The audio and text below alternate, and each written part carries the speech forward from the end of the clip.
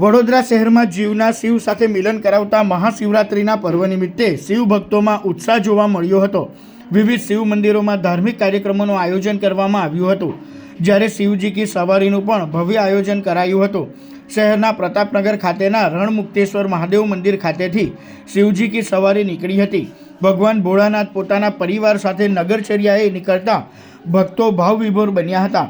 સંધ્યાકાળે સુરસાગરની મધ્યમાં બિરાજમાન સુવર્ણજડી સર્વેશ્વર મહાદેવની પ્રતિમા સમક્ષ ભવ્ય મહાઆરતીનું આયોજન કરવામાં આવ્યું છે, જેમાં કેન્દ્રીય ગૃહમંત્રી અમિત શાહ વિશેષ ઉપસ્થિત રહ્યા હતા।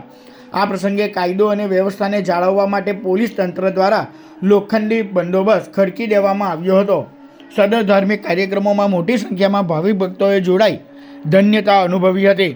2013 શરૂ થયેલી આ એક ઐતિહાસિક પરંપરા જે ભારત વર્ષની સૌ પ્રથમ અને એકમાત્ર એવી જે શિવજીની યાત્રા, જેમાં સમગ્ર શિવ પરિવાર નારદજી સાથે નગર ચર્ચાએ નીકળે છે। ત્યારે પરંપરા મુજબ આ વર્ષે પણ રણમુક્તેશ્વર મહાદેવ ખાતે આરતી કરી આ યાત્રાનો પ્રારંભ થયો છે। લાખોની સંખ્યામાં શિવ ભક્તો આ યાત્રામાં જોડાય છે અને 7:15 કલાકે સાંજે સુરસાગર ખાતે સુરસાગરની મધ્યમાંથી 111 ફૂટ ઊંચી એકમાત્ર સુવર્ણમઢિત પ્રતિમા સર્વેશ્વર મહાદેવની, ત્યારબાદ રાબેતા મુજબ આ યાત્રા આગળ વધતા કૈલાસપુરી ખાતે ઉદય નારાયણ બાગ ખાતેનું સમાપન થશે। યાત્રામાં જોડાનાર તમામ વડોદરાના શિવ ભક્તો ભગવાન શિવ શાંતિ અને સમૃદ્ધિના આશીર્વાદ આપે, એ જ શિવ પરિવારની ભગવાન શિવના ચરણોમાં પ્રાર્થના। સૌથી પહેલા તો હું સર્વેશ્વર મહાદેવના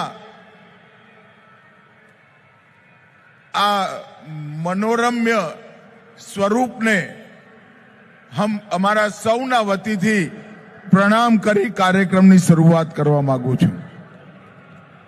મારા માટે સૌભાગ્યનો વિષય છે કે વડોદરાનું સમગ્ર જનસંખ્યા, પૂરું વડોદરા શહેર જે શિવ યાત્રાની અંદર જોડાય છે, આજ હું એનો હિસ્સો બન્યો છું અને આજ શિવરાત્રિના દિવસે આપ સૌની વચ્ચે છું। સર્વેશ્વર મહાદેવની આ વિરાટ મૂર્તિ અને આજની શિવયાત્રા એનું ઉદાહરણ છે। સાવલીવાળા મહારાજના એક સંકલ્પ કે સુરસાગરની મધ્યમાં ભવ્ય શિવ પ્રતિમા થાય, શિવરાત્રિના દિવસે વડોદરામાં શિવ સવારી નીકળે અને ગણેશજીની સ્થાપના, આ ત્રણેય સંકલ્પ જોત જોતામાં ઇતિહાસ બનીને